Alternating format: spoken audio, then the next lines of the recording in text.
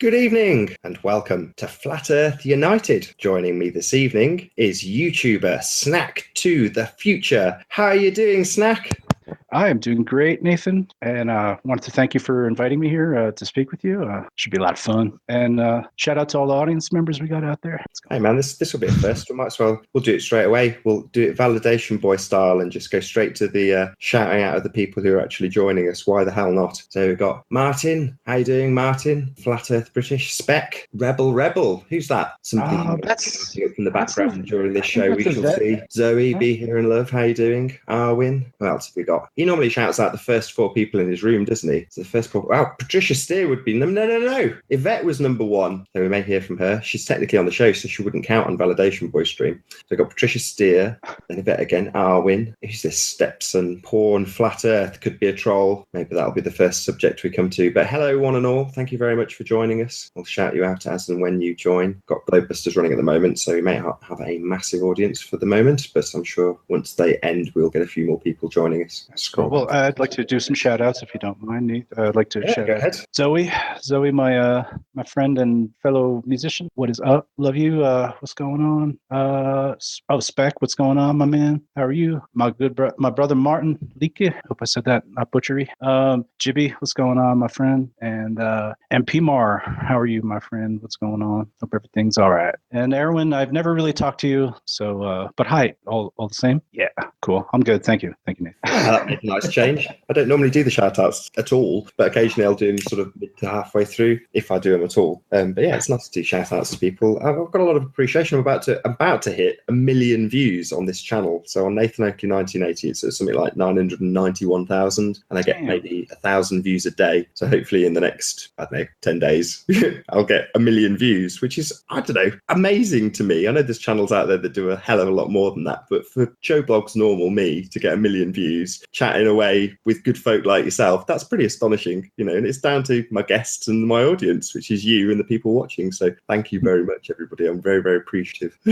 Normally, before we started the show, when I've done other shows, it would all be primarily flat earth based talk. And before we started this show, it was talk about music, talk about hi-fi, talk about tech, because that was my introduction to Snack to the Future. So I saw you on a Hangout. I couldn't even tell you what channel it was on, but you were showing people some of your gadgets. So maybe you can fill the audience in on a bit of that before we get into anything flat earth related. Sure. It was around Christmas time, I think, probably a little bit before. And I had anticipated that it was going to get a little slower in the weeks approaching Christmas. So just to start, just to keep something going, I was, I'd plug in some old drum machines from 80 or before, maybe pre-1980s drum machines, and just have fun kind of remixing old 45s and things like that. So it was just kind of like a lo-fi party. But at the same time, I was sort of unearthing all this as I was preparing to move. So it was just fun to kind of reminisce on it, play with it a little bit, and then I guess show the audience a little bit of what I'm into, I guess. Yeah, something like that. It's geek chic, proper cool. I love that stuff. Geek chic. Yeah, I mean, some of those pieces I'm actually really proud of having, but nobody else would get it. It's just I know that they're hard to find. There's still probably a few synths out there that I'm looking to find from 1980 and right around there. So actually, one of them's called. I don't care if the audience is bored by any of this, because this is fascinating. What are you looking for? Yeah. Oh, it's called a tronic-cord. It was later replaced by I want to say it's the Oakley cord. Actually, it's a type of it's almost like an auto harp, if anybody's familiar with that, but it's electronic based. That's one of my unicorns that I'm looking for, and one day I'll find it, for not $200. I don't know. I guess some of it too is just collecting it to maybe resell it, but I usually fall in love with things I collect, so that kind of ends that. No, not at all. I mean, these things are just folly, but ultimately, I don't know if it is folly, because it's making a sound. So it's a nice instrument at the end of the day. I was rude enough to call them toys in the chat when you were showing them, but some of them amount of toys, but they still produce music. Yeah, I mean, I collected basically just like analog, anything with an analog chip in it, because they can be modified, I guess, and you can make the sounds like all sort of short circuited. So I guess a lot of it I bought under that I don't know, feature, I guess. So I was just like collecting analog instruments from a certain period of time. But yeah, I love like the stylophone. There's like many like classic keyboard sounds out there. Like stylophone was used in if you don't know, like it was used in the song Space Oddity. It's been used by a couple other bands, but it's the whole solo with the synthesizer in Space Oddity is literally just like I think it's a one voice like voltage oscillating synthesizer with like basically a pen that you would actually touch metal to activate the keys. I mean, it's just fantastic. Like how far music and technology have come in just a short span of time. Yeah, I guess I'm a little bit like I don't know, just like old things. I guess I'm a little sentimental about different eras because they'll never really come back. You know what I mean? Like the same sounds never come back. Like even synthesizer sounds from the 1980s are nothing like what they are today, unless they're just trying to be a sort of a throwback to that. Yeah, that's funny that we had a big long conversation about, like, I could go on probably for another 2 hours, but I'm not going to. That was one part of that conversation was definitely fascinating, just because it completely put it into context, and it got a wow out of me, which was when you were explaining about how they got reverb on a particular recording.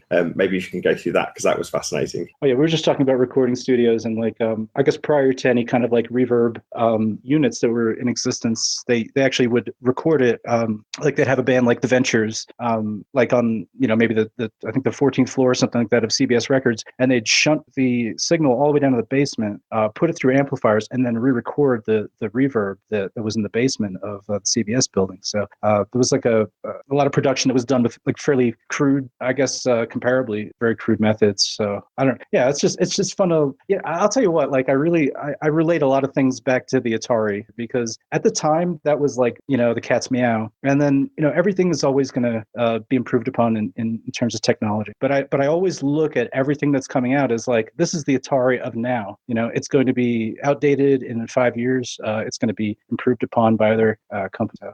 It's nice to understand some of the traditions that have like gone through some very almost like Stone Age technology, recording wise or music wise. So I don't know. I'm fascinated by that. I don't know. I don't want to. Do you remember make this all about? You'd have the Atari, and it was poor graphics and all the rest of it, playing tennis or whatever. But you'd have an aftermarket joystick. It would be the most elaborate, amazing, look like it had come off a warship, like massive joystick. Right. For your Atari. Like you fly like an F-15 with that or something. Exactly. Yeah. Just bonkers joysticks for Ataris. I mean, I'm sure you've got some flight simulator joysticks these days that are still absolutely amazing. But back then it was pointless because you were playing Frogger with it or whatever. Yeah. I mean, I'll tell you what. Another interesting thing too is like a lot of the technology that was created that suited Atari was really not reverse engineered, but it was like extra missile parts basically. Like there was no direct how do I even say this? Like joysticks didn't exist for a certain period of time. The ability to like change a whole program based on one input was it really was created for missiles. So that's how like a missile can adjust really fast. So that actual technology was like kind of taken off the military end, and it was put into creating video games, because you've got like direct application of your commands to it, as in a joystick. But fascinating how Atari's fascinating actually. It certainly brings you onto an interesting topic I didn't think we'd get to covering. I mean, a lot of the wars that we have now are similar to the games that are out there. I mean, I tested my graphics card, which primarily is used for editing, but the way to test it, and I like to overclock my PC, was to buy a modern game, a challenging game, and run that rather than some synthetic way of testing it. But yeah, and by using those games, I was quite shocked at not just how realistic they are, but you need to, like planning a war, you're planning strategy on these games. And you think these are being presented to, on the whole, kids. A lot of them are 18 certificate, but I'm sure there's 12 and 13-year-olds playing these crazy games these days. I mean, maybe this is a subject that I've caught you on the hop with and you've got no interest in, but I don't know, we'll see.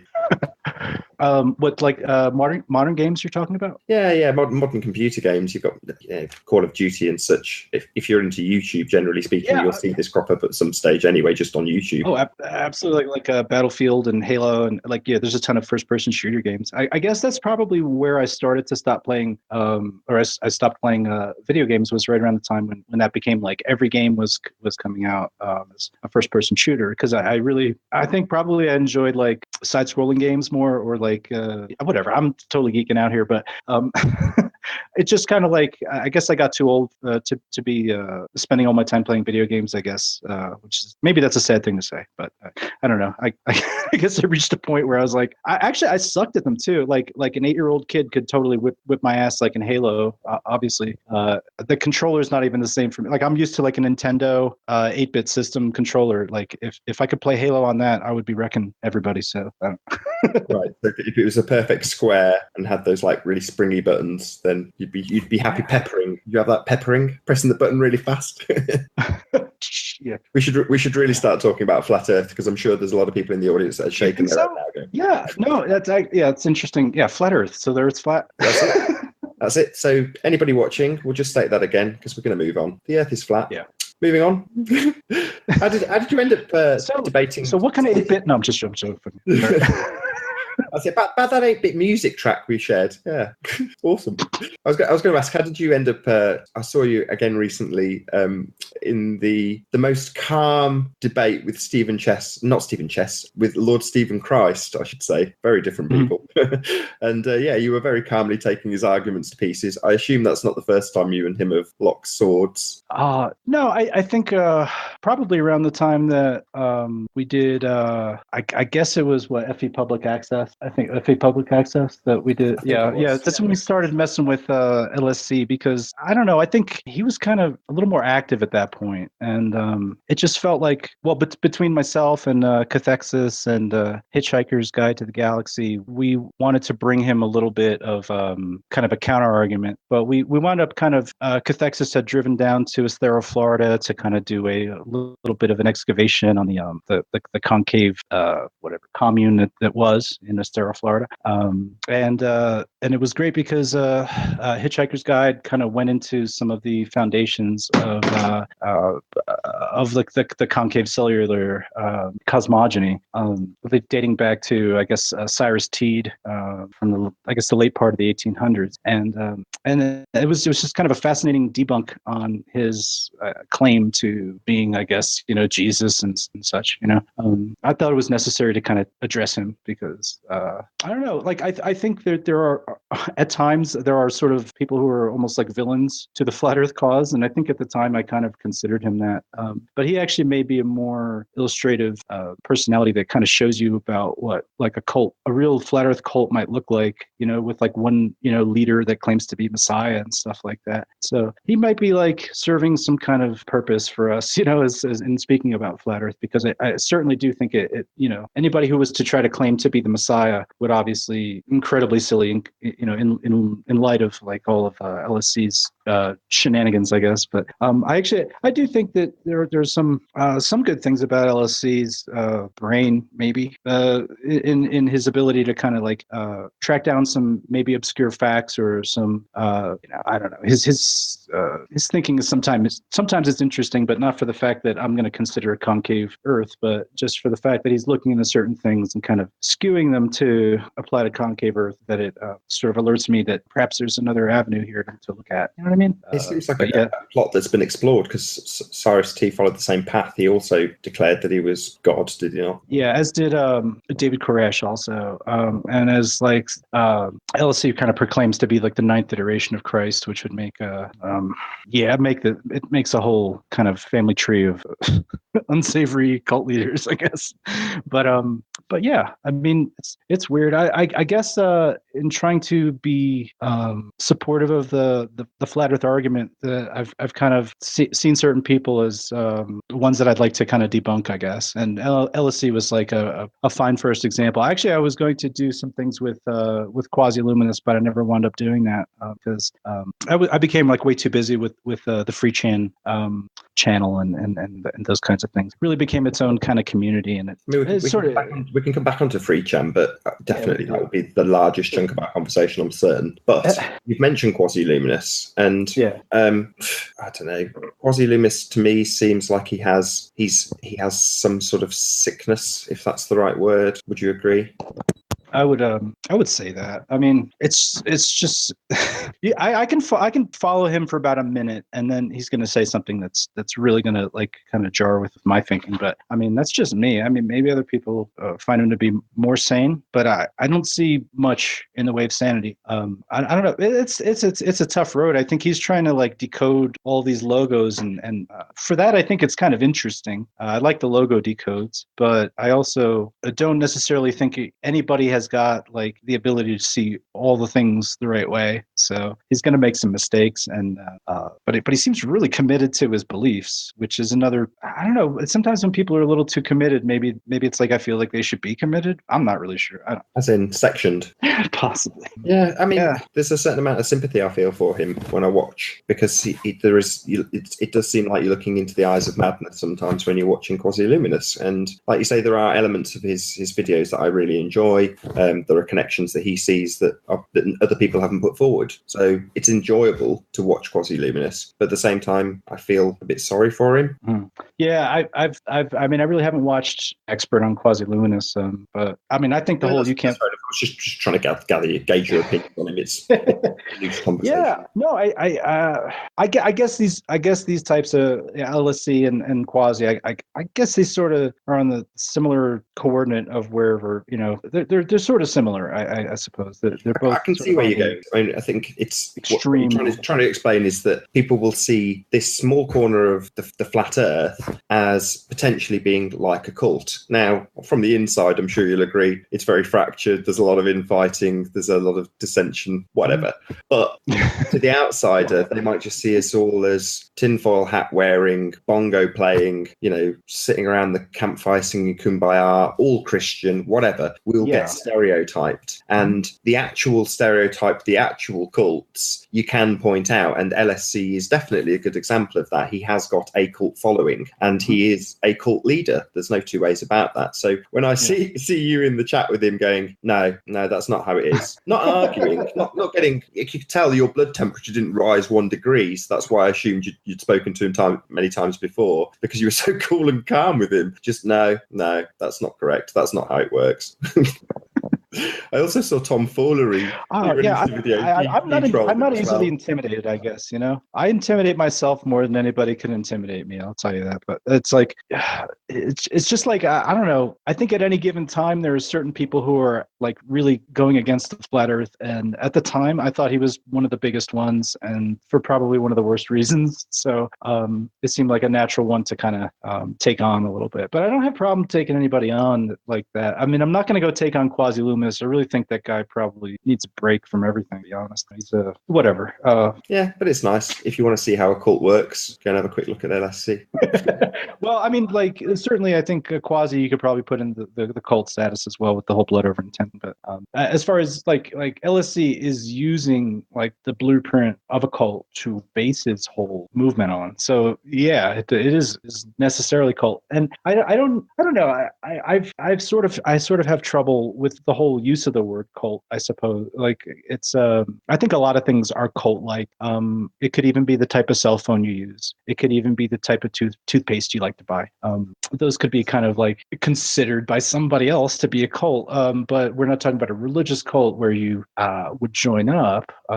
As far as those kinds of cults are concerned, I think that really anything that's going to preach come believe this because there's imminent doom heading your way, to me that feels exactly like what a cult, you know, the kind you should stay away from type of cult is going to be. You know, not like a cult fan of Star Wars or, you know, Back to the Future for that matter.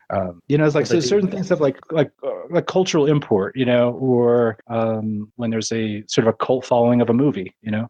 So there's a lot of different misuses for this word if you're going to try and compare it to somebody that's running an actual cult where you declare them as being your messiah. There's a difference, you know. So I the only thing I can, because I can't stop LSC from talking, the only thing I can do is be grateful that he's there to illustrate the point of what a cult is and what it looks like. That's all I have to say about him, really. Yeah, I mean, one last point on that was about his minions. I mean, I still to this day, although I find it laughable, get trolled, and the comments are actually laughable. In other words, they are quite amusing. Someone will go on a little ramble about how wrong I am, and it'll be, it'll catch your attention. So he's got his trolls trained well enough to at least capture my, a laugh. So I'll leave the comment up, but at the end, it's 100% concave will be the conclusion that the comment draws. And it's like, why do I still to this day get trolled by concavers? It doesn't make a whole lot of sense, but I do. So who knows? Maybe it's because the truth, the reality is not akin to their idolatry, and their idolatry is the same as the globe idolatry. It's just reversed in every single respect. But yeah, I think we should probably move on from concave or cellular or however it's been rebranded next week. Yeah, I know. Yeah, it's funny. Like, I've never really ever considered any of that research to be valid, but yeah. So, well, Brian Mullen would disagree. He wants to make a rectilineator, doesn't he? That's not bad. I believe he'd probably disprove concave Earth also. I'm also not sure how you engineer a rectilineator, but Brian Mullins is a real engineer. I only play one on TV. So, yeah, if he can figure out how to make it so that sand doesn't sink, he'll be fine. He'll have a really great rectilineator. Yeah, for sure. I'm going to start with, I'm going to use the question I would usually start with now, which is to say, how did you find out Earth is flat? That's a good question. Well, I started out investigating, I would suppose it's things to do with pop culture and things to do with like the news. And I figured out that there's a probably greater than 90% possibility that we're being lied to on a massive scale. So in that, I guess I was kind of hit to it by a friend of mine, friend in real life, not on YouTube, to check out the flat Earth, and I did. And at first, I had a lot of questions because I guess my confirmation bias would have told me that the Earth was round because of all the things I've ever been taught in my life. So it took some time for me to kind of rationalize these things out. So to be honest, I started out like on YouTube.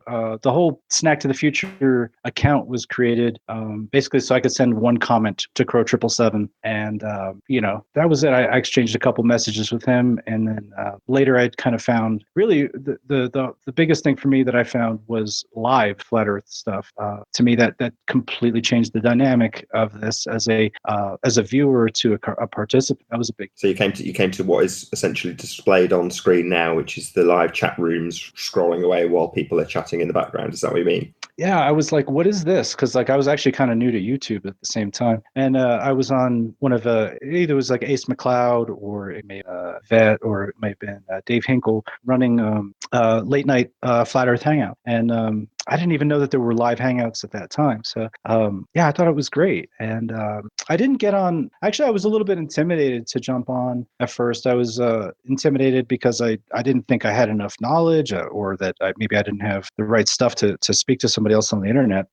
And plus, there was a lot of contentious political stuff that kind of got mixed in to some of those hangouts. So I kind of just I like to participate in chat, and that's kind of where I started at. I guess was just being in chats, being on like in the chat of one of Patricia's shows or your shows, or anything else that was live. But I really enjoyed the live feel, and being able to interact with other YouTubers via the live chat. I thought that was really super. Anyway, fast forward a little bit. I wound up out there. There's going to be people watching this either live or on the re-upload that absolutely relate to that feel exactly the same way. And more as time progresses, I see people that I recognise from the chat, recognise scrolling up like whoever, Troy, Edward, Al Got Wood, who's telling me to watch out for my pictures of kids. Just go to my Facebook, my friend. Anyway, there's going to be people out there like that start off in chat and are, as I'm seeing, now talking. They're actually on talking about the subject that is compelling lots and lots of people. I know I keep saying it's a small corner of the internet, but this is apparent. There are more people who start off coming, some of them as detractors, and end up talking to us live on air. It's amazing. You're one of them, so there'll be people who can relate to that in a big way. Yeah, I mean, I never really detracted. I was always very supportive of the flat Earth. I'll call it a conjecture. I think it's better than theory at this point, but I started out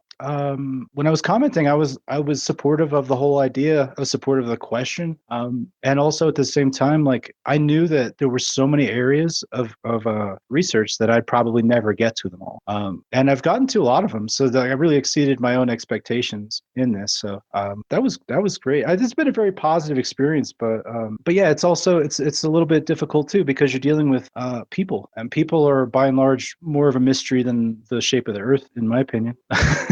Yeah, well, you went into we've got there in the end, which is to free chan. And, if you wanted to do a little social experiment, I had to do it now just to find a few screen caps for the advert. But, you end up compelled to watch what happened on free chan because it was absolutely amazing. You've recently, in the last month or so, did a little channel ad and had a few more shows. But is it something that will continue? I know you're doing that on a slower scale, if anything, at the moment, but is that going to continue into the future? I guess I'm happy they asked that.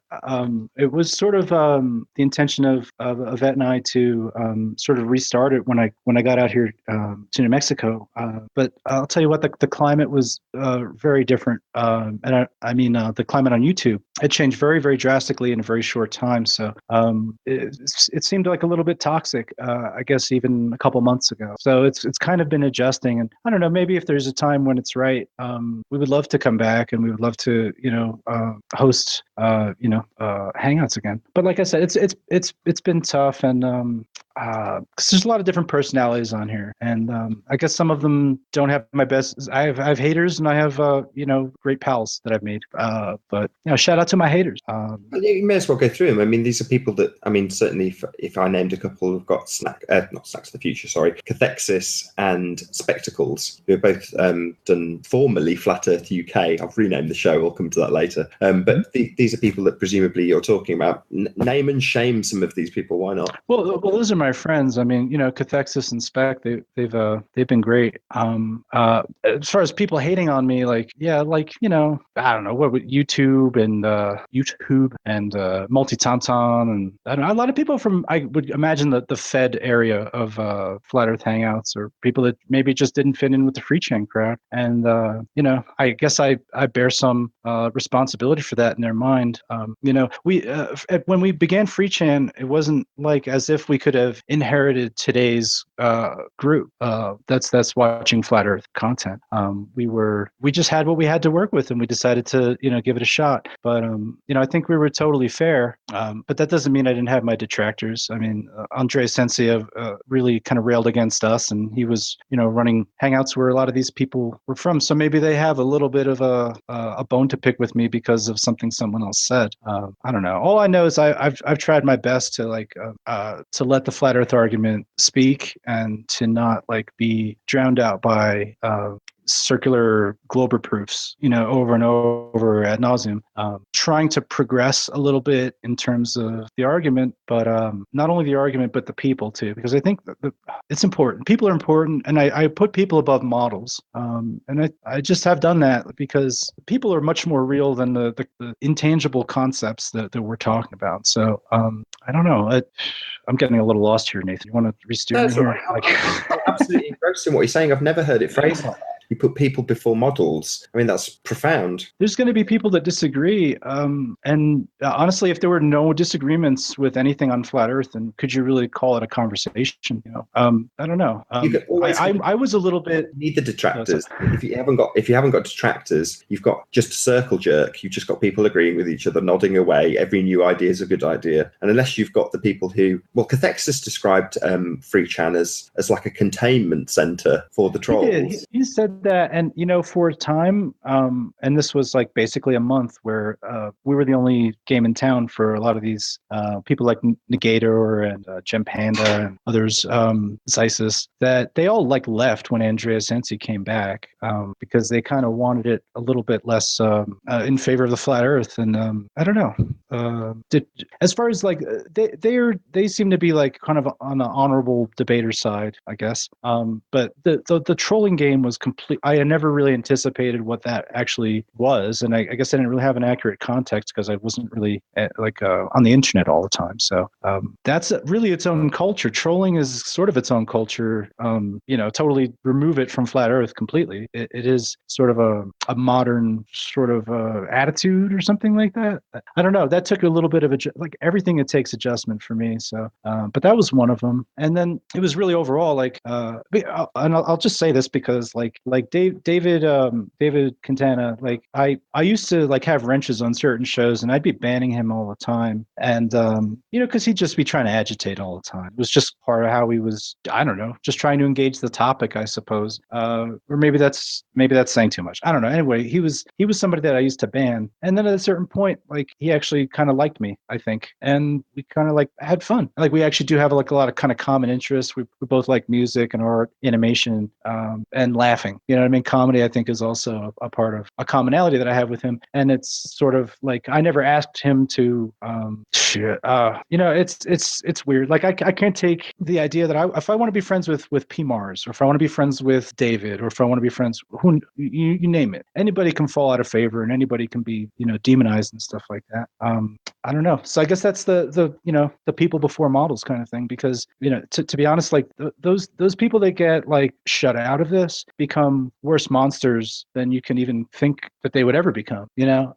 When they feel like they're being ostracized, when they feel like they're on the outsides, they act worse. They'll do things just for fun, and they don't care what you think anymore. Like you've already kind of taken yourself out of the equation. So I think there's something valuable in trying, like you're running Flat Earth United. I think that's kind of what we were, I don't know, trying to stumble into. You know what I mean? It was just like to have everybody be and sort of a part of this conversation where it didn't become about a cult mentality, or it didn't become about favoritism, or it's a long time ago now. It's been a couple months since we were really doing the free chan, and what had come after that was a bit confusing for us too. But I don't know. We put in a damn lot of hours. I'll tell you that. I put in probably a few hundred, if not more than that, just on my own, like over the time that we were running. So, and probably countless of more hours just like being online. There's certainly a mentality that's shifted in the last couple of years in the Flat Earth arena, which is, I can cast my mind back a couple of years and remember almost being instructed by some of the videos that I watched to go and troll NASA. And you think these people now, in a social way, we've evolved beyond that. We still have trolling, as you well know, but we kind of have to understand that what we put out is potentially going to be mirrored straight back at us. So when we're out there trolling NASA, as I certainly did, I can't remember what the event was called, truth bombing or something like that, and everyone was on a certain day just there trolling the hell out of NASA. Well, to be ruthlessly honest though, I took it as an opportunity to ask them some awkward questions. If they're getting bombarded, why not ask that question that will be shot down by 100 trolls in their rooms if it's not a day when everyone's trolling them. But I asked them quite a few questions on that day. But it's my point being that you realise, or I do certainly, and I hope others do now, that if you behave like that, if you just go out and troll people or attack people or make up stories about people with no proof and no evidence, that you can kind of expect that behaviour to come back at you eventually, because that's what you're putting out there. You're kind of showing people that behaviour is actually acceptable when it isn't. So yeah, the trolls, they're good. You use Stephen Christ as an example of almost, this is not how to behave. Look, here's an example. And sometimes you have to hold a mirror up to yourself and say, well, how do I behave? Am I a good person? Am I very trolly? I know certainly I am. But you kind of have to evolve beyond that and go, as a community, socially, we need to develop further. And this is definitely Flat Earth related. And you can tell by the terms we're using, it's all about the people. It's about the community. So I like that people before models. It definitely resonates with me. I like it a lot. So I say that because you're kind of stumbling over your words going, is this making any sense? And I know I'm not reading the chat at the moment, but I know that it'll resonate with people. So it's good. It's good stuff. Cool. Yeah, thanks. It's just hard to like take somebody that you might see like a good person and to just like basically dump them because they want to believe whatever they want. I mean, it's like, for me, I don't care that much about it to like hurt somebody's feelings over it, or to like that's. I know what you mean. I definitely couldn't imagine a world where me and my wife were signing divorce papers because she doesn't want to believe that it's flat, for example. You know, her argument is always going to be, I keep my options open. I can't go up to space, which was the very, very first conversation we ever had. Her and I did our first hangout together on her channel, and that was the conversation. And it hasn't changed. Her argument being, you know, if I can go up on a rocket and have a look and see that it's completely flat, then fine, I'll put my stamp in that box. But until then, I'm not prepared to discount the globe because I can't go up and see, which is the paradigm they've got us trapped in. That's what they want. But, you know, she typifies it, and that's not going to cause us to fall out far from it. Yeah, exactly. I mean, there's a lot to this subject too. And you're probably not like, well, what do you think about, like, you know, flight paths, or what do you think about, you know, because that's not, because you know that's not productive. You know what I mean? Like you understand that someone is only going to be more and more distant the harder you try to sell them on something. And it does seem like some people try to sell flat earth on people. But I actually, I don't believe in, like, even if I thought I knew like the undisputed truth, I don't think I'd be telling people that they have to believe the same thing. I think I would just be like, I believe this because this is what I believe. And, you know, to me, that's enough. To me, that's cool, because, like, you know, you can watch me play with like a drum machine and I'll tell you what I think. But I'm not going to feel poorly about somebody because they don't agree with. That's like me saying, like, you either agree that jazz is the greatest music ever, or, you know, get the out of here. And that's not any way I'm going to continue a conversation with somebody. So, you know, because it might take some people longer than others to, like, be familiar with the material, or shit. I don't know. Like, there's people that say that they can decide that the Earth's flat within 20 minutes of watching a video. That may be true. It's going to take you like another year to figure out who your friends are in flat Earth. And for me, to kind of put my finger on sometimes is, you know, who's stable, who's going to like flip on me in like a minute because somebody else said something about me. That's really been the tougher part of this, you know, like, cause I don't know. It's like in coming into this, I had dropped so much of the things I used to like, in terms of like music or movies or cartoons even, you know, which I do still love them all. But it's a lot of things have changed for me. And that had happened before Flat Earth. So I think, I place a high importance on people. I like people, but they are usually assholes. I'm just something that you've downplayed, and I'm going to talk it up as much as possible. You were like, well, okay, I kind of know that's how I feel about it, and that's enough. Don't undersell that. I mean, that's the power of it. That's the most amazing part. And to hear at the end that you say, well, I kind of came to that pre-flat Earth, or in spite of flat Earth, or whatever. You know, it's not necessarily as a consequence of finding out the Earth is flat. Well, that also makes me quite pleased, because I see flat Earth as a trigger to realizing that, yeah, you don't have to go around influencing everybody and telling everybody to believe what as you do. It's more about that bit in the Matrix when the Oracle turns him around and shows him that bit in Latin and says it means know thyself, and that's really what it's all about. You're so right with that, actually. I think all you can do on here is just be who you are, because that's the only thing. No one can debunk your true self, you know. And so if your perspective tells you to pay attention to this, or that this might be not true, or this is true, I mean, that's your perspective. You've earned that in living. So I think it's a good thing to kind of try to be yourself on here. And I think, unfortunately, a lot of times we're sort of driven to be something more than that, or that we need to like take up the flat Earth argument for all flat earthers, or or the globers in turn would need to take up the globe argument for all globers, you know, in some sort of honor or something. I don't know. It's like, it's tough. There's a lot of different psychologies out here. And I've always been fascinated by the globers, maybe even more than the flat earthers, just for their rarity. I think the outspoken glober types are a pretty rare variety. I don't agree with them usually, but they are accountable for what they say, and they can trace it back to some other. I guess that's good to have some kind of rigorous type, you know, personalities in this. I guess that does help keep everybody honest. Yeah, I'm gonna give some clarity to what you mean there, because there's going to be people who picture Neil deGrasse Tyson and say, "What do you mean he's a rarity?" And that's not who you're talking about. I don't mean YouTubers. You're talking Negator X, and they're a rare breed of anti-flat Earth globe head. That's quite a specific category of people. You know, there's going to be plenty of people out there that are globe heads that believe they live on a spinning globe. That's nearly everybody. But these are a different category of people that literally come to detract. And if I can just like bring up like Gem Panda and Negator, they're both people that enjoy games. They're people that enjoy strategy games, card games, fantasy things. They are people who enjoy fantasy, and I feel like their belief is that we are in this fantastic like state. We're living magical thinking or something, and they need to bring us back to it, like back to some sort of reality. That's what I compute after watching them day after day go try to do this. So or they're paid. I'm just kidding. I don't necessarily believe in any. You're spot on. Jeremy spends his time in Second Life. Is it called? Yeah, well, that's what the Gem Panda is actually. Is a module pack that he had, basically like a startup business that he paid for to create the Gem Panda for the game Second Life, right? And Negator enjoys playing Magic the Gathering and Warhammer 40K. I find these things to be interesting. Like I stopped playing games when I was like 18, although I did kind of briefly pick up Grand Theft Auto Vice City because it's 1980s. So, but that's not because I like video games that much, or games. I really prefer to be doing things like playing music or working on music or artwork or something creative. So I'm back here chuckling because Grand Theft Auto. I was like, that rings a bell. Why does that immediately make my blood boil? And that was one of the games I bought when I bought this PC, and I've not played it. I mean, I have played it because I've got it to test the graphics card. But all I remember from Grand Theft Auto is swearing at it because it was while I was trying to overclock the PC that I was running this stupid game. Load of old rubbish. But yeah, funny. Sorry, total tangent.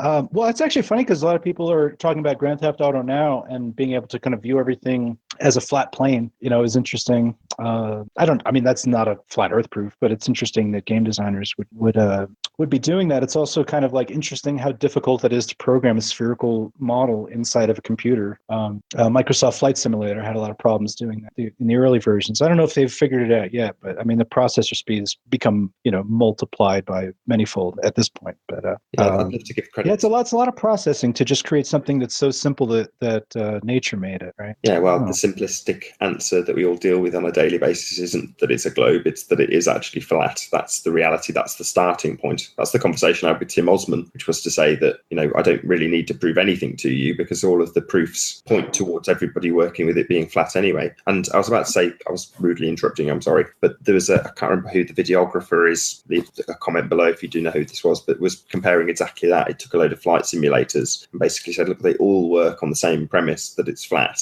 and that none of them deviate from that. Doesn't matter how high you go, it doesn't matter how big a map you look at, it's always a flat plane that they're working with. And no, it's not a flat earth proof, but that's because it ultimately simulating reality is just that. Reality I do find flat. I do find it interesting, and there's like Minecraft is flat too. Minecraft is an infinitely flat game.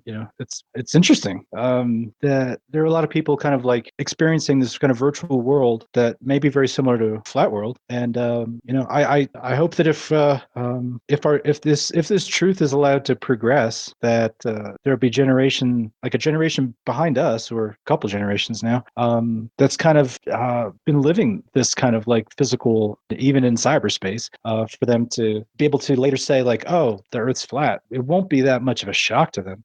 It really shouldn't be a shock to anybody. I guess if the world is flat, everything's still running the same way. Everything is doing what it's doing. So it's not like this type of kind of Armageddon type of doomsday scenario. It's really just a redefinition of the perceptions that we would have about space or light or the Earth. I mean, this does not have to be a contentious argument. It just is, and it is for reasons that are, I think, a lot of times interpersonal more so than they are fact based or conjecture based.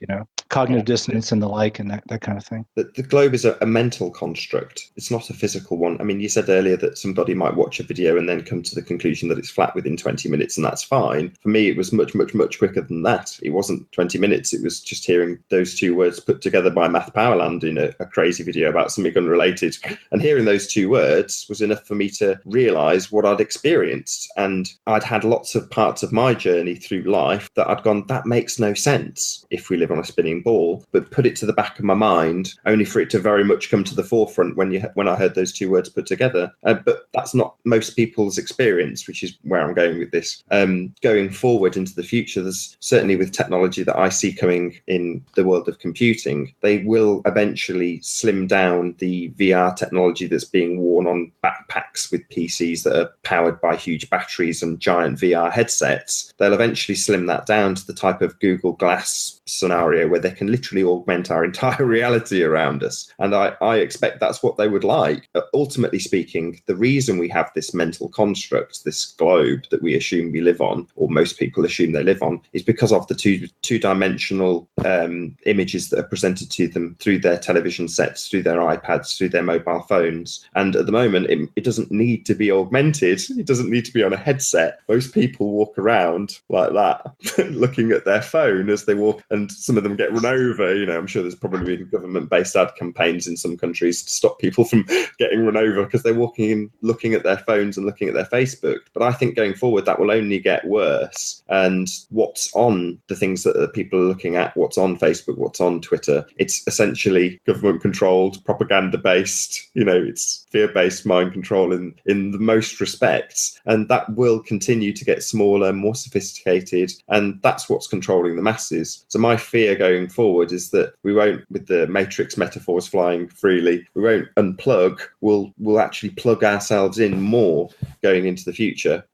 So yeah, it's one of those. I don't know how long we've been going, but I tend to try and keep the shows to about an hour. I don't know if you wanted to get some particular points in. We haven't talked about the love of your life. Maybe we want to squeeze there in before we round out this show. Yeah, no problem. That'd be great. Can I just get like a few minutes real quick? I just want to run. I'll be right back. Yeah, you run. You take a quick break, and I'll say hi to the people in chat. I'll run through some of the people now. I've got a few more people watching. Awesome. Thanks, Nate. And I also just want to point out to the audience that Nathan has done such an awesome job with my avatar. I'm using one that he designed. Snack to the Future. He did the logo, and I can't help thank him enough. He's really outdone himself on on all the graphic design for this. Thank you so much, Nathan. I'll be right back. Thank you. Yeah, no worries. Yeah, the Snack to the Future thing, it was a labour of love because I'm learning new software, and I really enjoy doing that. But I just robbed it the backdrop. So if you can see it on screen now, I've got Snack's picture up. Hopefully you can see it presented. But yeah, I just stole it and cut out the backdrop, which meant removing all of the shading between all of the different letters on Snack to the Future, so I could drop it in on a layer. And then I found those funky moon boots. But yeah, the ad was a nightmare in and of itself, because the advert that I made for this show, just using a couple of images from Back to the Future, one of Marty holding the remote control, and there was another one which I can't remember off the top of my head, but just using those still images I think in the one case it was up for 0.9 seconds, and that got it a strike. I kid you not, it was a minute-long advert and two images that were actually from the movie Back to the Future. And anybody who's watching this that knows the channel Polarization Nation, who's often locking heads with Russian vids, he will often complain that when he's trying to pull apart parts of Back to the Future, he'll have unbelievable trouble with YouTube keeping the videos actually up on his channel. And he explains some of the editing techniques that he has to actually go through to keep his videos up. And, you know, check out Polarization Nation channel. It's definitely worth plugging him on a channel that's using a play on words for Back to the Future, because he does the Marty McFly code, and other channels, Russian Vids included, has covered some of these subjects. There's a few others who I won't bother listing here, but certainly my favourite is Polarization Nation, or Jason James, who's done loads of decodings. If you're into those sorts of videos, pulling apart some of the subliminal messaging that's in Back to the Future, some of the, more interestingly, some of the predictive programming that you've got in Back to the Future, it's well worth checking out Jason James' channel, Polarization Nation Media. I might even put a link to one of Jason James' videos in the description box below, and share one of his videos so you can subscribe to his channel. Some of the things are pretty out there on his channel, I won't lie, but if you like predictive programming type stuff, you'll like his channel. And a lot of his stuff is based on, as I say, if I get back onto my point, a lot of it is based on Back to the Future with the Marty McFly code, where he's pointing out things like flat earth maps and 9/11 predictive programming, which isn't exclusive to Back to the Future. And I'm going to actually ask Snack when he gets back why he picked Snack to the Future. I know he said that he'd used it just so he could ask Crow 777 a question. Hopefully we'll get to find out what that question was, and if you got an answer, I certainly like Pro 777. He's one of my favourites. He does a similar job, but with a bit more of an interactive style content to a channel I was plugging recently off the back of a video I made about the ISS. And Jaron dropped me a message about this. I mentioned in the video that I asked a couple of people in the community, but at the time, Jaron hadn't actually replied, and he did reply. And Jaron's actually seen the ISS going by. I have not. I've discussed it with my brother-in-law who saw it. The reason, I'll come back on to Jaron, the reason my brother-in-law saw the ISS flying by is because the BBC here in Britain had instructed people to take their kids outside just before Christmas to show them the ISS and tell them that it's Santa. I kid you not. So he had done precisely as instructed and taken my niece out and shown her the ISS. So he had seen it go by. So other than his descriptions of it, because I've not seen it, I knew that Jaron had seen it, and I think he even captured it going by. But he's got to lay eyeballs on this item, and I was keen to hear what his opinion of the light in the sky or luminary that I've decided to coin the ISS. And his description was to say that it was very synthetic looking. So based on the fact that it looked artificial, he would not say that it was a luminary. So that was Jaron's opinion on the matter. So he was, unlike a lot of the thumbs up and positive comments that I got about that particular video, is the ISS a wandering star? Jaron was actually a detractor, and frankly, having laid eyeballs on it, I value his opinion on that particular matter quite strongly. But it got a lot of positive comments. I mean, I'm still interested to hear what people have to say on that particular matter, because I have no idea. I'm sure everybody in the chat is going to be the same. I can't think of any particular astrologers who've been tracking it for the last 100 years, but it may very well be the case that the ISS has been up there since year dot. And when, I can't remember who gave this example either, I'm terrible at this sort of thing, when there's people out there who are describing the seeing the ISS and having somebody next to them saying, oh, look at that satellite going by, you can then kind of expand that, wildly theorizing here, you can expand that out into the idea of the satellites in the first place, needing to account for this thing going past a low altitude. And yes, this is wild speculation. I'm not, saying that this is the case. It involves lots of conspiracy to say that the ISS has been up there forever, and is in fact the same light in the sky that they told us was Skylab. But it's one of those. I wanted to put it out there to see how people felt about it, and I got a lot of comments on it. You're back. How you doing, Sat? Hey, yeah, I was just listening for a few minutes while you're talking about listening to me rambling about the ISS. I thought it was Space Station Freedom that became the ISS or whatever. Like in I think it was like 92 or something. Like Clinton renamed it. That's spot on. That's correct. So the ISS, correct, was Freedom before it was the ISS, but it's the same in that respect. It is the same thing, though. I mean, I'm postulating that what they told us was Skylab or Mir is the same thing. It's just a light in the sky that's always been there, and they just have to keep renaming it, and they can pump a load of cash into what we've got on screen now, this magic show, to convince us and look over here at this, pick apart this airlock and tell us why it wouldn't work in space, which is fictitious anyway, rather than having a good look at this thing that's floating by continually. Well, I don't know. I did take a look at it. I'd also because a friend checked out the ISS and posted a video about it. Mr. B. It was like, I was like looking at it and I was like, wow, it does appear to be this dual keel design that was accomplished, I think, in like 89 or something. I forget which stage that was, but I don't know. Like it's a tough one. It's a tough one. Could there be something that looks sort of mechanistic out there that's a luminary? It feels like I should say no, right? Because like by and large, like all stars that we see are like, I guess some, even with a P900, they're kind of like look like kind of cymatic blobs or something like that. The ISS has a kind of a fixed geometrical shape, but at the same time, there's like a lot of elements naturally occurring, like bismuth or even salts that appear to be very mechanistic and square, in their design. So I don't know. I'm sort of reserving judgment on the whole thing, really. But I more or less like. I think it's funny that it's called the ISS, right? It's like I is like ninth letter of the alphabet. it's in Latin. It's ninth letter. Ninth. Yeah. And then the SS is like I think the 19th letter. So it's like it's got like 9/11 like all through. I don't know. It's weird. I mean I'm not even like playing gematria games here. I'm just saying like but the letter value in the alphabet in the English alphabet. There's something strange about it.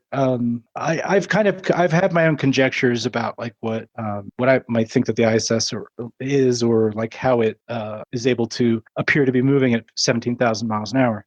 That seems tough. It seems tough to have something that moves 17,000 miles an hour and yet is something you can dock a spaceship with or another module. Like I don't know. That seems like trying to intercept a bullet and like write your name on it or something. It seems like a little bit far fetched, I guess, but not quite sure about the ISS. The ISS it's a pretty it's a tough one for us to investigate because we can see something in the sky, you know, and record it. But I don't know. That's exactly my point. There's something in the sky that we can look and it needs accounting for. And that's the thing that they pump loads of money into this video production of it and all the things that they can produce from it. You know, the photos that were shown on Globebusters tonight, Jeremy was going through them. He's shown them a few times. To me, they look absolutely authentic. They look like what it looks like, but a bit higher than I've seen myself. So I say, yeah, that looks real. The crap we've got on now, you know, I don't know. It just strikes me as nonsense. Why go through all the effort of making you scrutinize what's on screen now? It seems unnecessary. You know, the thing itself, it seems unnecessary. It just seems like, why bother? Unless you needed to account for that thing in the sky. That's the only, I don't want to say it's the only conclusion I can come to because that makes it sound like I've put my stamp on it being a luminary rather than leaving it with a question mark. It's just one of those, why go to all the effort of showing us this magic show? You think the ISS is somewhat useless? I think that I assume that was a joke. No, I mean, like, what are they doing? Like that shit costs a lot of money to be up there if it's up there, right? So, like, what are they? How are they helping? I have a whole problem with even the program kids. You know, the programming of children is the primary purpose. So the magic show that they presented on the 4K, which was a joke, we won't get into. Well, maybe we'll get into that. But the 4K presentation was a little magic show for children. That's what it was. So the primary purpose is to program kids that space is real. Yeah, I certainly do believe that, and you know, having like had experience with like teaching kids about the moon landing, they never believe that shit. They will, and if you show them pictures of the moon landing, they will tell you that Star Wars looks a lot more real, and maybe they're right. You know, like I don't know. I think children are wise in a certain way, and yeah, I've heard like a lot of it's weird to be honest, like to see like how these videos and this idea really does permeate so much more than is like indicated by the amount of viewers that we have now, or by even the views that this video may accrue in even a month, right? This effect reaches like a lot of people, and a lot of them are very young too, believe it or not. Like I think there's a lot of kids that are on YouTube, you know, checking out certain things, maybe video games or this or that. But yeah, they do eventually somehow they're finding flat Earth, and you know, you have like a 8-year-old tell you about you know, how space is fake and how they're hiding something that's even better. Is like, it'll give you goosebumps to hear it, just like unsolicited, you know, like I'm not even trying to, like I even said, hey, don't even fucking worry about that. I didn't say fucking, but you know, like let's not let's not talk about that. But yeah, this message is getting out there, you know, and it's reaching a young audience, believe it or not. But so I don't know. I think it's important that we try to take care in this and not just try to win the argument, because that's what we're expected. That's what it's just kind of like this winning, like I'm the winner mentality that really ruins interaction, like real like one-on-one interaction. Yeah, you want to be the discussion one with the answers, and all it does is put people off, because telling people what's what isn't any good, especially when it defies what they've been programmed with at a base level that they fundamentally believe anyway. I agree with what you're saying. You know, but from a personal perspective, like I don't try to tell truth, or you know, in quote unquote tell truth, because what somebody hears is what they hear. You know, what if I try to portray it as truth, they might say that it's not truth. I'm not paying attention to that. If I just say it like I'm me, you know, if I just say it from my perspective, it's a lot more meaningful than if I try to like make a billboard stick, you know, a billboard bumper stickers logo or something like that, or and try to sell an idea. It's a lot more effective for people to find it themselves. That's how I was able to prove things to myself, and that's why it's like and not from a bunch of videos that I watched on YouTube. It's been through my own perspective. I think that's important. You know, people shouldn't lose themselves in this, or just sign on to this to be part of a group that is a pretty fun group. I think flat earthers in general are pretty awesome. You know. Flat earthers, a lot of them are very creative, inquisitive, intellectual, curious from many different backgrounds. There's a lot of good things about flat earthers, but there's not a lot of good things about like trying to get everybody on one model. That is a little tough because there are many differing flat earth theories and many degrees of a standard of proof. I mean, because you have to start out with some sort of reasonable doubt about the world around you. If you don't have that, then probably flat earth is not for you. If you don't question anything about the reality that you're handed, go have a successful career, go earn six figures, you know what I mean? Go procreate, have a great time. You know what I mean? Like, not everybody needs to know about this. Not everybody needs to find this. And I just wanted to like give a real quick, if I can, just a little shout out to Ace McLeod via a certain person. Well, you ruined it. Oh. Shout out to Ace. I didn't mean to ruin it. Shout out to Ace. That's all good. I mean, what I've heard, I mentioned it earlier. I was gonna come on to this subject anyway. So I've done a couple of videos about dating, believe it or not, which wasn't a subject I ever expected to be making videos about. But there we go. That's how fate has fallen for me. Tell us a little bit about how you two met. Oh well, it's really interesting because I had met Yvette somewhere in like around March or April of 2016, either as a moderator on one of Ace's Hangouts or one of those one of the groups that was doing that. And yeah, she was like kind of fascinated by my name, which I still don't really understand the genesis of. It was just a sort of really random off the cuff thing that I did, and I don't know. I think it's also because like Back to the Future is one of my favorite movies. I guess I remember like going to see as a kid, and I had been watching some of the I guess the predictive programming videos that are out about Back to the Future, which I find particularly fascinating. So I guess it just all kind of coalesced, and I just came up with the moniker Snack to the Future. At some point, I discovered the live Hangouts, like I said, and then I met Yvette on maybe it was one of her own Hangouts, and that was one of the first times I kind of gone on like live and was talking. I was like, I listened back to it, and like I'm kind of shaking like a leaf, stuff like that. I was ill prepared for it, but just being around it and for Hangouts every day, I don't know. Like I got to know Yvette a little bit. Come on, don't tell us about the Hangouts. Tell us about her. Tell us about what you.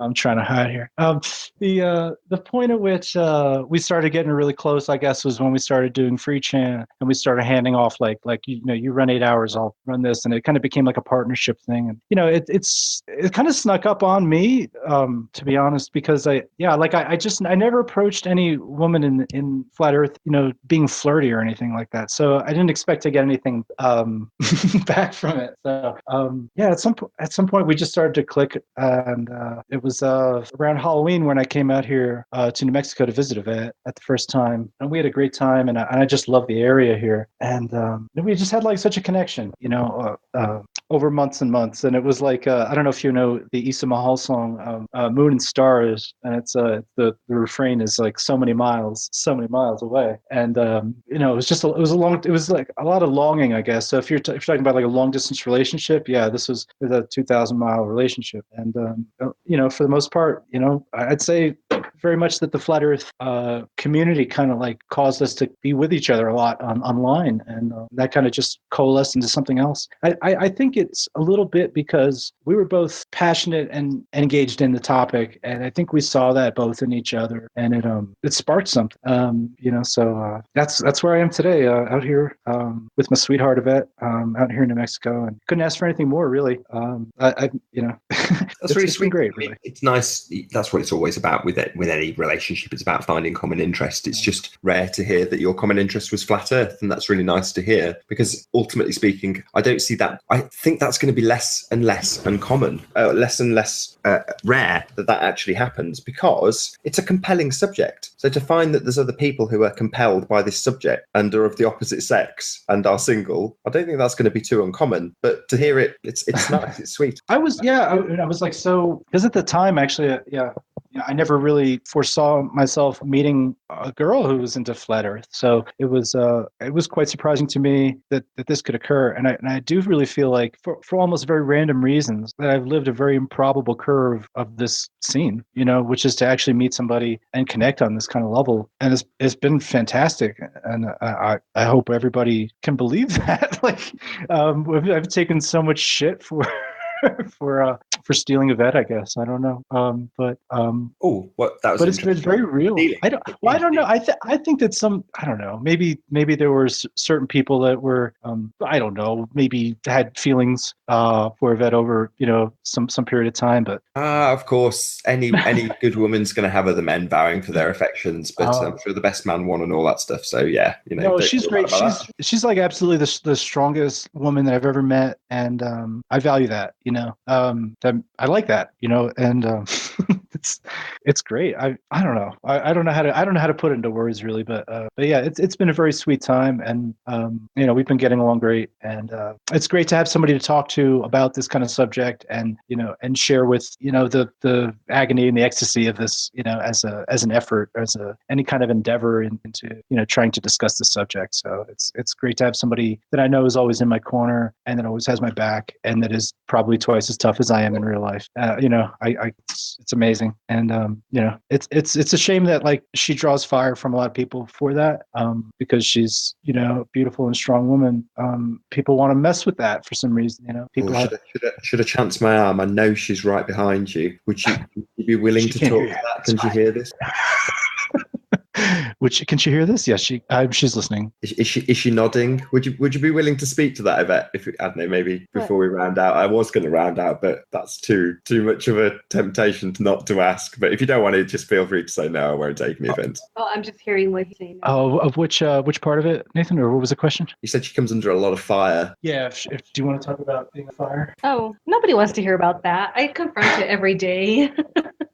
Well, I'm particularly interested because though this was more true 6 months ago, but there was few women that were in the community and speaking. Does that make sense? Now there's a few more, I'm not going to lie, but you were under fire like Patricia Steer because you were pretty much alone in that respect. Other women that I'd spoken to, I don't want to, no, I might as well name her. I'm sure she wouldn't mind me using her as an example, but Cammy, Bob Nodell's wife, Nodell, she was very reluctant to come on camera and talk about what she'd discovered, whereas you were out there in the thick of it. I've heard yourself describing yourself as the troll queen because you were right up. You were completely bucking the trend in terms of what women were doing. You were in the face of the trolls, confronting the trolls, and getting a lot of stick for it. And just the stiff upper lip, the dogged determination. That's kind of what I'm trying to lead you to talk about. Well, I'm actually just, I mean, I take things as they come to me. So I'm very spontaneous in the way my emotions are, I don't like brood and hate people. I don't like start conniving and planning, and people want to blame me for literally everything. Like I didn't talk about Flat Earth enough. I'm a baller. I'm a troll supporter. And like Free Chan emanated from, sorry, hold on. I have like a weird echo. It's okay. I've put you right on the spot, really. But it's I have like a triple echo. I don't know how to handle this, actually. Oh, right. Have you got? Is it because you're running another PC or something? I'm sorry. It's all right. We'll be back, ladies and gentlemen, after we sort out these slight technical difficulties. Okay. When I'm not running the Hangout, I'm kind of like a noob with the whole setting myself up. That was Snack's fault. Okay. This is Yvette, by the way, ladies and gentlemen. Very, very pleased to have you. Hi, I'm Rebel. Rebel. You've probably seen her scrolling by in the chat. So there's introductions that I should have done earlier over. But yeah. So back to it. Yeah, you've come under a lot of fire because you've been, I don't want to say outspoken. You've just said what you want to say. Oh, I'm very outspoken. I mean, my mother kind of warned me about it my whole life, but there was really nothing she could do about it. I mean, I was like telling off dentists when I was 2 years old. So, I was born this way. I can't fight it. I'm very, if I see someone being attacked, I'm going to defend them. I don't care what side they are on, if they weren't nasty and were just asking questions and people are attacking them. I don't like that lynch mob mentality. So I will try to balance the scales by taking that side. I don't like it when women are attacked, and there's a lot of ugly men who are just women haters. And I'm going to just say it because it's true. And I've encountered them in Flat Earth more than any other community. I've gotten more respect from globe earthers than I have from most people. That's why I can like people like Mr. Bukkake Pies or Captain Bullshit or David Kitana or Tim Osmond, because these people are honest, and they may, well, that's fine. The thing is, it's like, I'm not telling people don't hate these people, but if they're just saying hi and they're getting banned, I'm sorry, but I'm going to have to say something about that. that, and free chat emanated because of like this cult mentality that started on Jeff Stewart's show, getting for no reason. So my channel was literally for all the banned people, whether you were flat earth or globe earth. And people think I was a flat earth channel, and they're just a little slow on the uptake on that one, but they want to be like, oh, you let people bash flat earth. I'm like, no, I let people talk. If people wanted to bash globe earth, they're allowed to do that. I'm not going to discriminate and pick a side and be like exclusive. That's like 1950s segregation mentality, and I'm not going to do that. And I need everyone to recognize it for what it is and stand up against it, because what we're trying to do is unite on a front to take down the people who are lying to us. We're not trying to start another dichotomy of us against them, global mentality. And that's every time I see it, I don't care who it is. And I've taken on Shroomy, I've taken on David Quintana and Tim.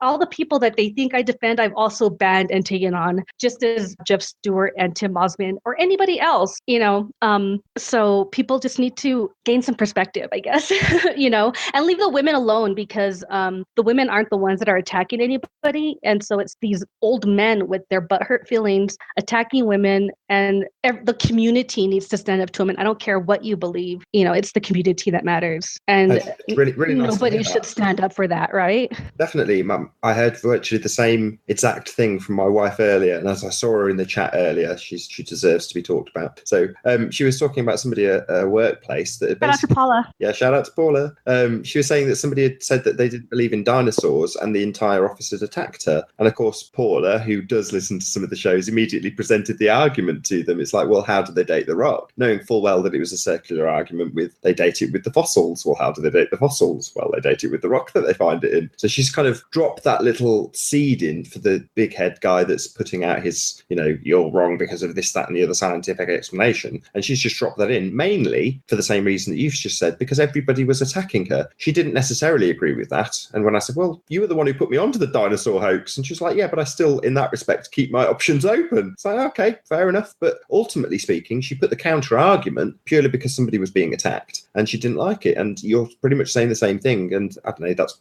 again, like with Snack, I don't know you very well, but immediately, we've started chatting on Skype and stuff and I think we get on well. And it's because you say things like that and immediately it brings a big smile to my face. And I think, that's wonderful. It's nice to hear that people are actually going, sod that. You're not allowed to be like that. It doesn't matter what model you've got. Who cares? You can't be a complete nasty, I don't know what you said, nasty old man, nasty bastard, I would say. But there are a lot of nasty bastards in our community. There really are. Pointing out. And people like you are an exception because you're pointing them out. And I don't care if I get flack for saying it like this. And you're a woman. Right. Yeah, I'm not afraid. I've always been kind of, as Swamp Lover just said, shout out to Swamp Lover. I am a scrapper. And I mean, my brother taught me how to fight when I was a kid, and so that stuck with me. And I've taken actual fighting classes. I like to shoot guns. I live in the country. I have to protect myself. I guess that tough girl. I mean, no matter what, I was never girly. I was never, I like to dress up girly, but I've never been that girl. And,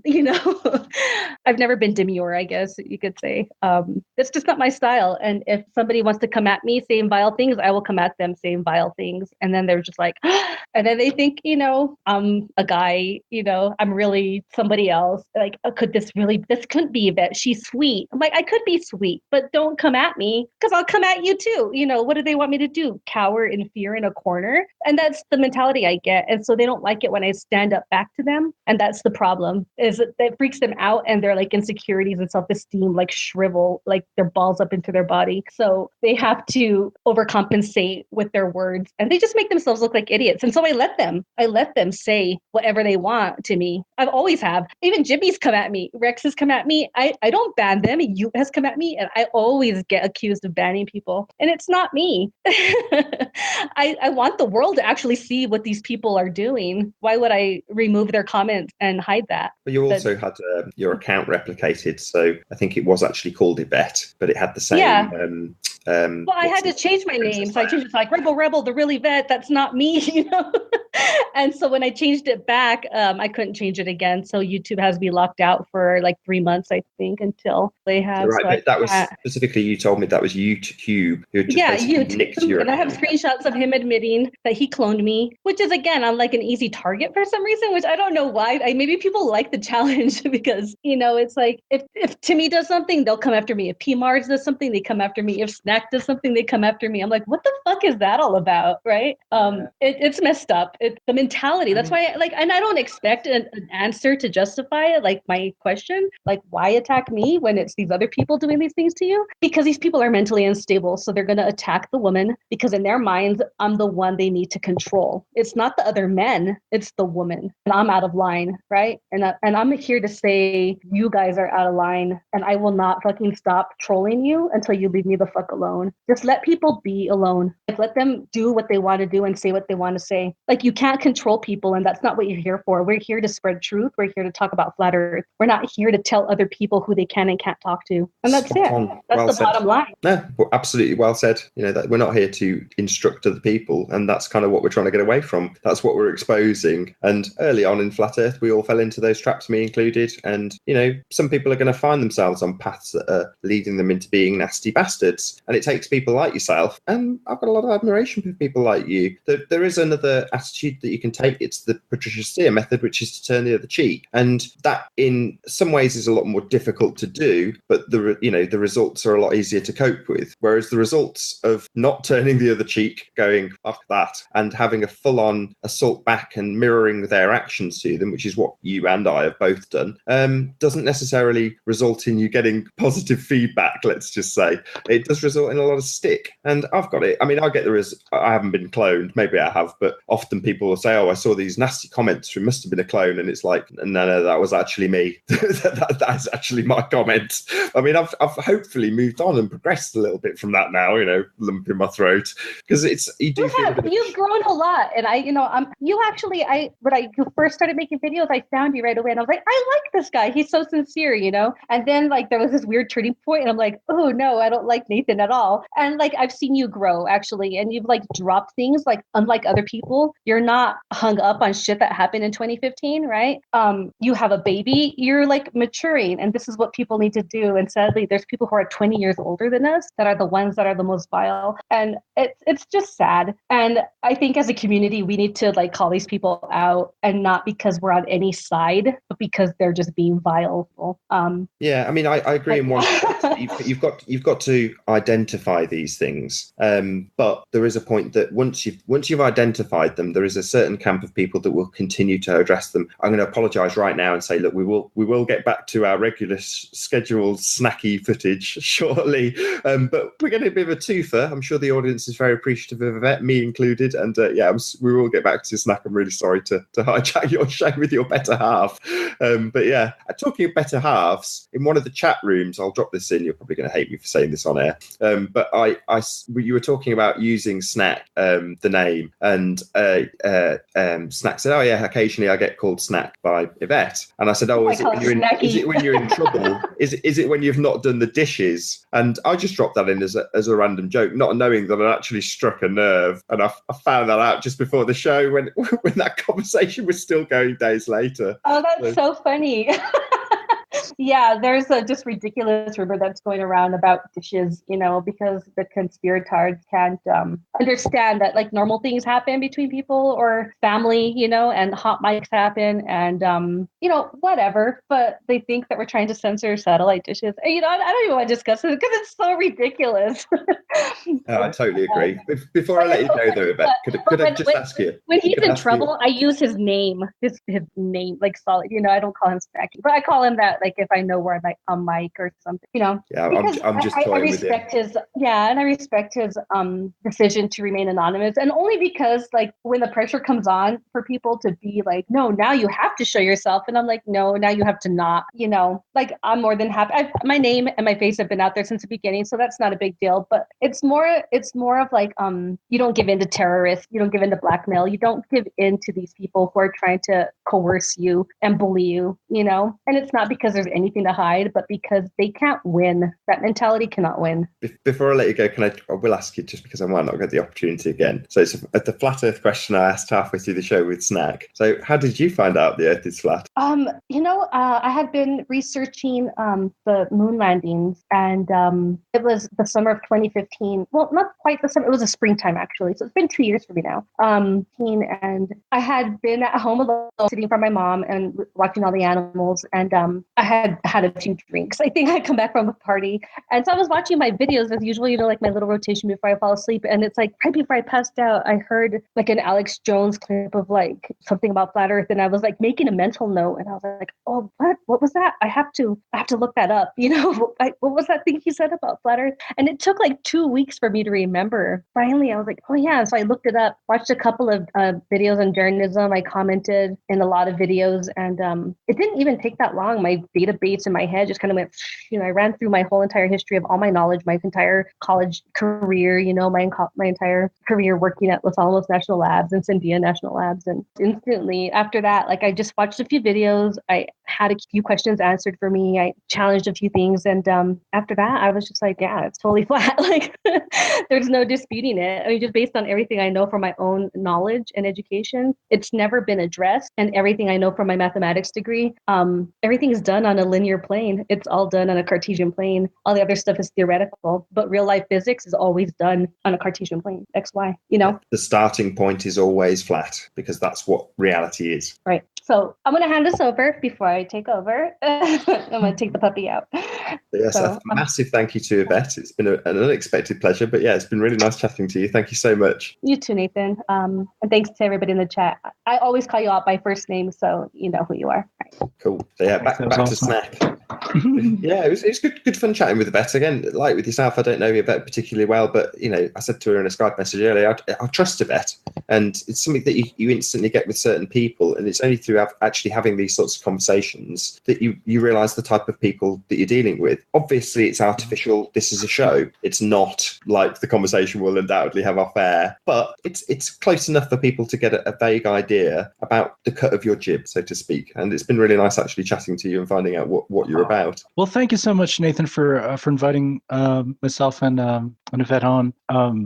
It's been good. I've been taking a lot of crap in chats and stuff. A lot of unfounded gossip, which is sort of a steady mainstay in the flat Earth, in my opinion. Anyway, this coming at me.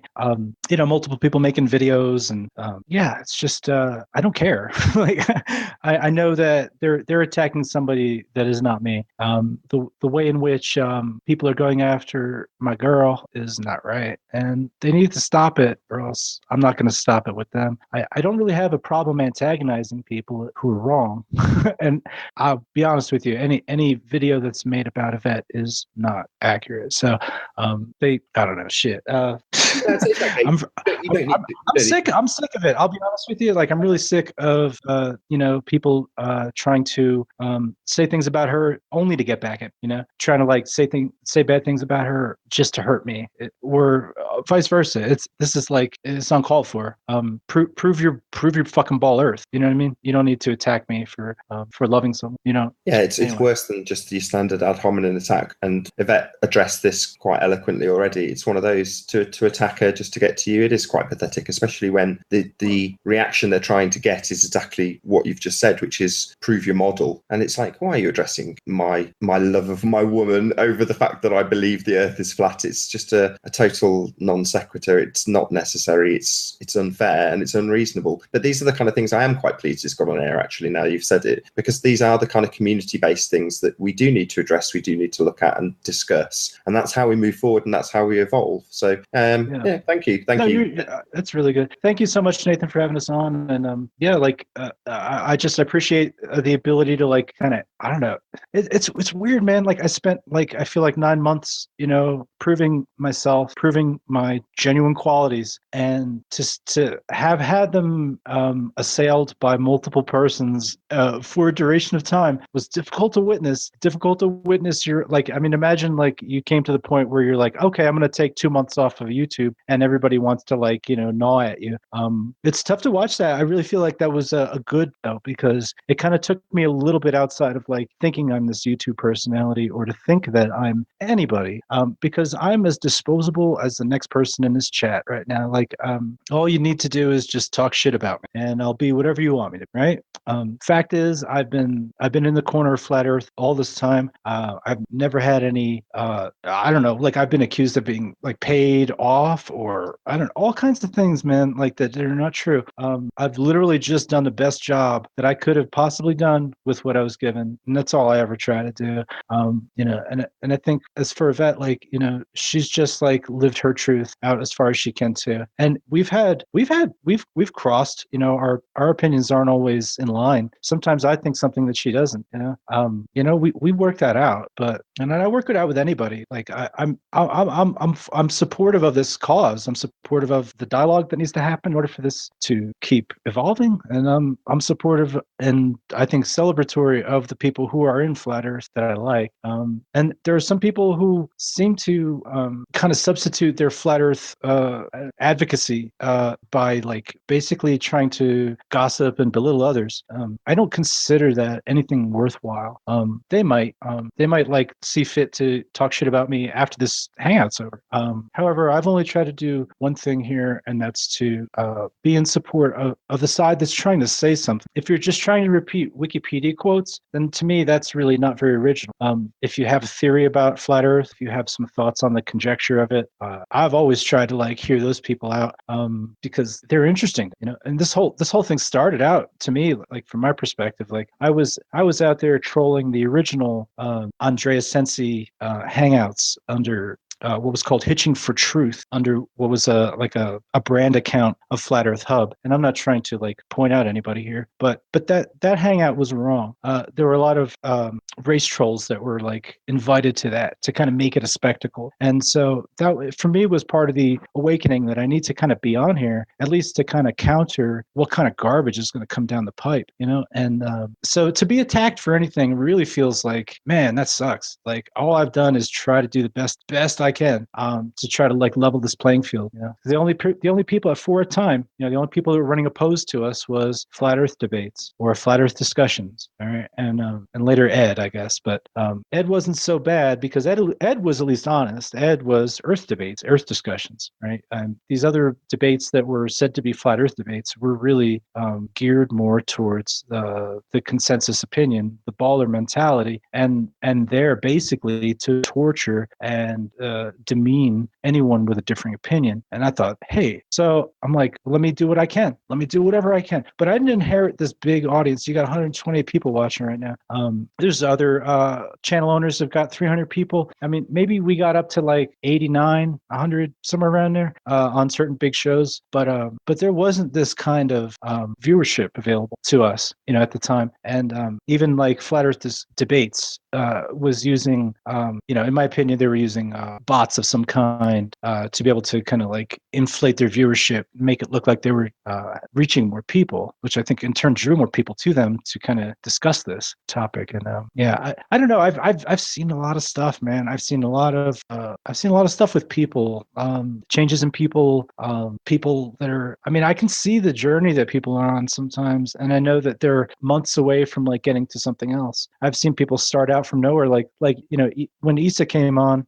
Issa Mahal is a friend of mine, and we'd never discussed anything about flat Earth, and I'd like been out of touch with him for about a decade, and to see him like pop up on YouTube and fighting for the flat Earth was like, wow, like this is really doing something. I'm really pleased that Issa is out there doing his thing, and he's just a friend of mine that I had, and we never really talked. I think at some point around like the Sandy Hook, I'd like tried to talk to him, and he was talking about the conspiracy theory for Sandy Hook. And I was like, whoa, let me get out of here. I'm not talking to this guy. He's crazy. See him come back 10 years later, after all he's been through, and to be like such a champ about discussing this topic is really inspiring. Like, even though we kind of like have suspended doing the free chan, I see free chan in a lot of different channels, and I have to smile every time I see it. I don't know if like you're talking, or if am I just talking over your shit. No, it's all good. I mean, you've Okay. nicely summarized the sort of finding commonalities with people, finding where you agree with them rather than finding where you disagree with them. And that is summed up nicely by saying put people before models. That's what it's all about. And I think in what you're saying, it nicely typifies how free chan has operated. It tended to have a nicer atmosphere about it, even though some of the people in there we've seen them in the chat, creating hundreds of troll accounts, and their intentions are to cause chaos, discord, havoc. That's what they want. But there, they had a platform to find common ground with people like yourself and Cathexis and Spec, and it's nice. It was more unifying. But off the back, like what we said, like I said with Yvette, to find that all you're getting back is ad hominem because of your model, or I don't know, I haven't even discussed your model, if you have one at all. It's farcical, and it's social behaviour, and that's something that Flat Earth is also addressing for the most part. But yeah, I think we might round up there. We've had a nice extended show. I'm really pleased that we got to chat to Yvette. But was there anything you wanted to add? 24 hours, Nathan. Say again.